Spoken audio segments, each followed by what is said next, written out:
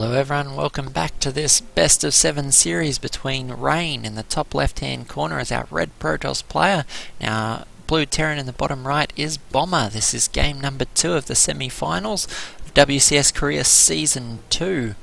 We had an action-packed first game with got right underway from the start with heavy aggression out of Bomber, just able to seal the game out against Rain. So we'll see if Rain decides to mix things up here in game number 2. We did see him in game number 1 go for quick high Templars, and unfortunately Bomber's timing hit just before those storms could really do the damage. So will Bomber play it out the same way, and will Rain have an answer this time? Hope you enjoyed game number 1. I thoroughly enjoyed casting as a Protoss player. I can't help but quietly cheer for Rain in the background. Last Protoss left alive in this tournament. I'd love to see him in the finals, but can he make it against Bomber, who's just been playing so phenomenally in Season 2?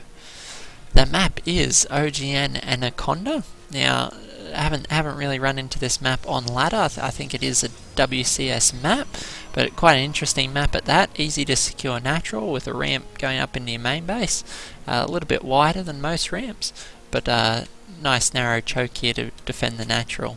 You notice at the back of the base there is a secondary ramp that you can defend with these collapsible rock towers to either seal off your base early on, or you can leave it open and expand there for your optional second or third. Quite a big wide open line of attack though along that back line, so quite hard to defend that against siege tanks and other sorts of presses that Terran are likely to try. Could quite easily, I think, see a number of base race scenarios on this map, just with the rush distance being so quick between the mains, but it's quite easy to divert around and put pressure on these optional third bases. So will we see that in this game, or will we see the traditional deathball style pushing that's so common to Starcraft 2?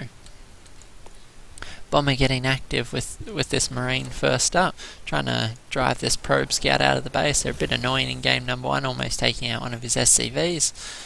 Obviously Bomber doesn't want to see any sort of that shenanigans in this game. Moving to take down the rock tower at the front and expand to this back location, so interesting choice out of Bomber. Will Rain similarly? Looks like he'll likewise take a base at this optional location here at the back. Obviously choosing to expand away from Bomber and not along this shorter path of travel. You can see Medivacs could be quite pesky in this map, able to hop across these short distances, leaving large amounts of room that the ground army will have to traipse, for example, all the way up and through the main to defend from base to base, whereas you can pick up and jet across there quite quickly, or back and forward across this way. If you're pressuring this base, you could easily drop back and then cut either into the main or into the third base. So lots of interesting angles of attack for Bomber as a Terran player. Be interesting to see how Rain reacts to those. I think it's likely that we'll see Bomber as the aggressor. Traditionally in this tournament he has been the aggressive player in most of his matchups. You can see his third command center on the way now, and second orbital command. So playing very well, I would almost say greedy, but this 3cc open has become very commonplace with Terran, both on ladder and in tournaments, so it's very quickly shaping up to be the traditional Terran playstyle, particularly I feel against Protoss. Zerg do have a number of timings that can work well to punish that, but as the meta game develops and evolves, you see Terran players getting better at holding those off as well. Not a lot going on in Bomber's base as of yet. A few Marines down defending the natural, and we see his factory and armory on the way. So a little bit of deviation. Normally we see the starport go down before the armory. I wonder what this means for Bomber. Are we going to see maybe some Hellbats, or I wonder how he's going to mix it up. We'll wait and see. A lot of gas on the way. 2 geysers going in both bases. Oh, pardon me.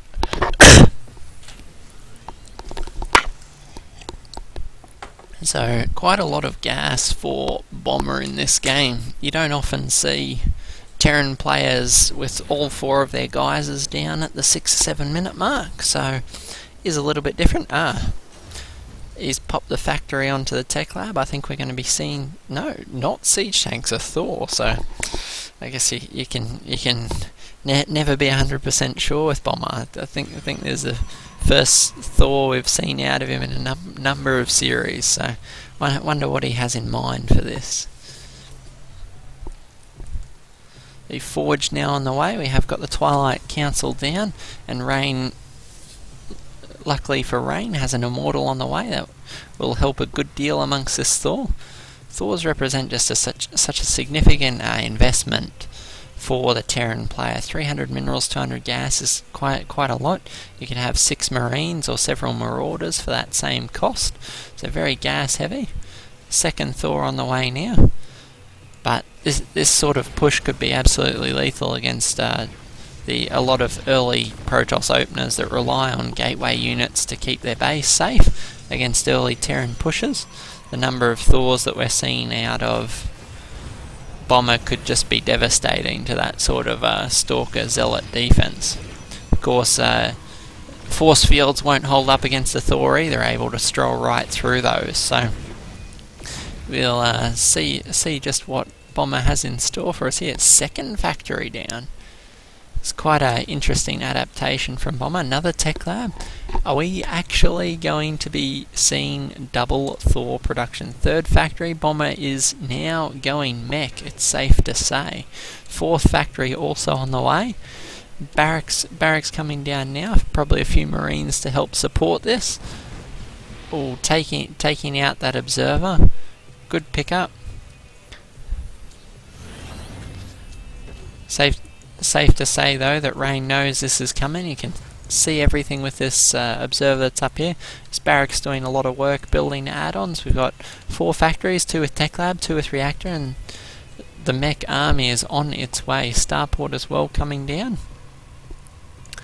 I think Rain is going to need to change his strategy significantly to deal with this. We have a High Templar drop moving out. Not something we see every day. Storm is now finished, and we'll keep an eye on that Warp Prism. But safe to say that Rain needs to change his troops significantly. Oh, High Templars come down. Big storms. Oh, Marines going straight down. Not a lot of SCVs going down. And that 6 SCVs dying off that first drop. We have a second one moving out. Nice sneaky play from Rain here, trying to level this playing field a little bit. I think he realises that if Bomber moves out now, he's in significant trouble. High Templar down. A few storms stacking nicely. We have 13 workers killed now from Rain. How's Bomber going to react to these High Templar drops? He's just going to macro power through them. It looks like his production's going on unhindered. Still seeing Thors 2 at a time, Hellbats 4 at a time. And what is left in the Protoss base to hold these off? We can see these High Templar drops still hanging out. Obviously enjoying the fact there's no Vikings around to shut them down. We do have a reacted starport, so Vikings could well be on the way to shut down this annoying play. Will this Warp Prism fly into the 2 Thors? Oh no, they're moving out. No, Thors, come back. No, more storm. Run, High Templar, run. But they're morphing into an Archon in the mineral line. This Archon is going to give his life for ire something fierce, and there he goes. Fiery death. This Warp Prism doing the same on the other side. We can't quite see how many kills they've got. We see that indeed 19 workers have gone down.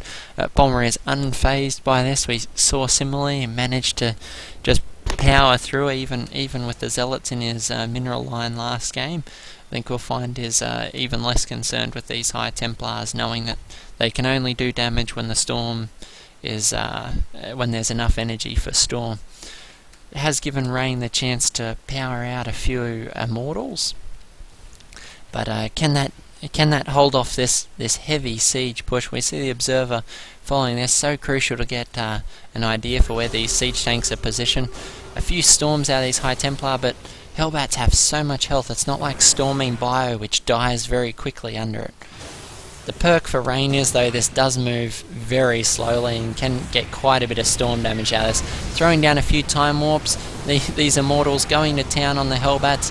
Can this hold 6 Thors here, 6 Thors out of Bomber, but these Immortals, Thors are not what he wants versus these Immortals. The shield's just able to soak up so much of the damage. The Immortals going almost untouched. It's just an excellent engagement out of Rain. Can he chase these Thors down? Charge lots with Zealot legs following these. We see Bomber pick up the Thors, and no, he's going for the third base. No, these poor probes. Seeing Thors airlifted into the action, is able to start picking off and evening up that workers killed count a little bit. 5 workers killed, killing those Zealots as they warp in. Trying to take out this third base. We have the Protoss pushing for the Terran third as well. Can he hold this off? These Immortals just doing so much damage. Hellbat's able to damage these Zealots, but these Immortals just raking their kills. Thor's so close to going down. 2 Thors, 3 Thors. Will this 4th Thor go down? I think it will, this number of Immortals, and it does. Pushing this base with Immortals. He managed to take out the third, but his own base, Bomber forced to GG as this Warp Prism that's been a constant pest all game warps in a big wave of Zealots, and he's forced to GG out of the game. What an excellent game out of Rain. I was deeply concerned for him with the amount of the sheer amount of Thors and Hellbats moving out. I worried that he wouldn't be able to engage that head-to-head, but buying the time he needed with those high Templar drops, by the time Bomber was able to engage, he was able to shut it down with a few storms, and his Immortals, of course, able to go toe-to-toe with Bomber's Thor. So excellent game out of Rain to even this series up 1-1. Great game out of both these players. Nice to see Bomber mixing up the strategy. I just wonder how he's going to respond to having lost that game. Will he go back to his tried and tested biomine pushing, or will he try to mix up the meching game in game number 3? Guys, I hope you've enjoyed the series so far. Remember, it's a best of 7 series, so it's far from over now. Don't forget to subscribe or like the video down below, the best way to support us here at Aussie Starcraft. We really appreciate any comments you have. If there's any games that you'd like to see cast, please by all means drop us a comment or send us an email to aussiestarcraftreplays@gmail.com. Thanks guys, hope you enjoyed the game, and we'll see you in game number 3.